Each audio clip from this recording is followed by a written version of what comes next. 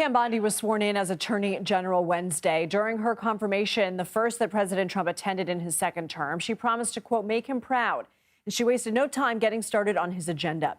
CBS News has confirmed that Bondi will issue several directives to the Justice Department to, quote, combat weaponization of the legal system, end quote. Those include ending the moratorium on federal executions, halting federal funding for sanctuary cities, and terminating DEI programs at the department, diversity, equity, and inclusion. She will also start a group to review Biden administration law enforcement policies.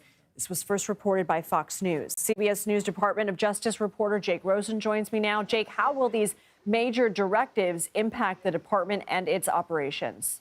Well, a lot of these executive orders and memos that Trump has signed and now Pam Bondi is putting into place really kind of fit the bill of what we've seen from Donald Trump, ending DEI in the Department of Justice, really going after immigration and making immigration the focus of the Department of Justice, and encouraging law enforcement and its partners in the FBI and across the DOJ to really join in federal partners to do that. However, when you go back to what you just read, there's a lot of emphasis now on kind of focusing on the Trump investigations that we saw and covered over the last 4 years. And some of that is investigating and reworking part of the Trump investigations in D.C. in terms of Trump's actions after January 6th, those classified document case, in addition to the 2 New York cases. But Bondi has also issued a memo to DOJ staff today, ending that moratorium on the death penalty, where Trump really brought it back in 2020, executing 10 people. It was the most that had been done in years.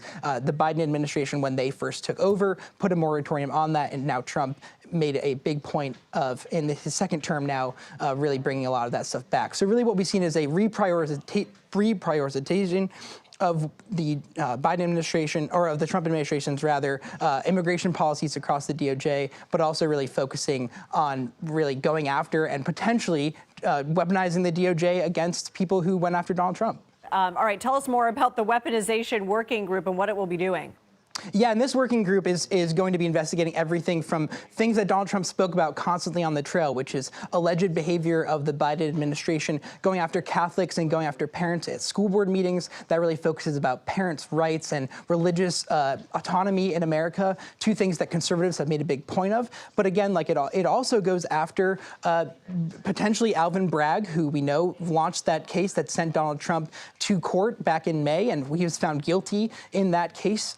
He'll go after these investigation will go after Letitia James, who launched that civil action lawsuit against Donald Trump over fraud in New York City, in addition to investigating these 2 Jack Smith cases.